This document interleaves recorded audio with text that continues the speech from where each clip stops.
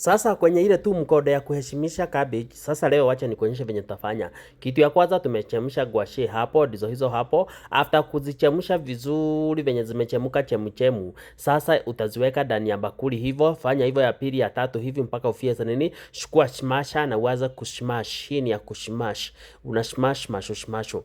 Then after umeshmash vizuri hivyo, sasa jitayarishe kwenda the next step. The next step which is very important, ambayo sasa nitakuonyesha venye utaheshimisha cabbage. Sasa venye mtakuwa mna value na kuheshimu cabbage. So hapa tutatengeneza Rolex za cabbage. Sasa chukua maji moto kabisa, mwaga, weka cabbage zako hapo, ziweke hivyo, badilisha hiyo side zingine, then iweke nini, wekelea ile nini umesmash pale, ile gwashi umesmash.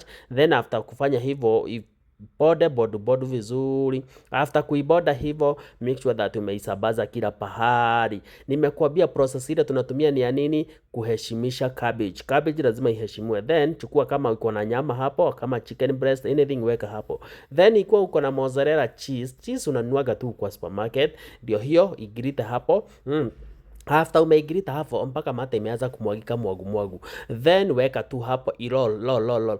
Remember tunatengeneza nini? Rolex ya cabbage. Rolex ya cabbage. Ndio hiyo Rolex yetu ya cabbage hapo. Tumesha roll, fanya ya kwanza hivi na ya pili. Then after kufanya hivi utaziweka ndani ya pan ama ndani ya oven ikiwa uko na oven. Then utaacha iheat for some few minutes. Then after that fanya hivyo sijamaliza. Then after that umeongeza kanyama kako. Then after kuongeza kanyama, yani unarudia ile process ulifanya na ya kwanza. Kanyama, after kanyama unaweka nini ingine? Unaweka hiyo kitu tunaitaga mozzarella cheese ama cheese ambayo unanunua kwa supermarket, unakuja unaigrita. Then after kufanya hivyo, sasa tutaenda process ingine na ni very important. Sasa kuroll hivyo. Then after kuroll, sasa after kuweka hapo ndani ya nini, sasa ni wakati wa kukula mlo wako. Wacha nikwambie, una slap.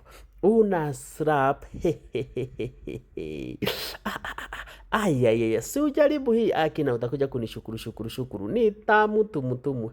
Inapendeza pedu.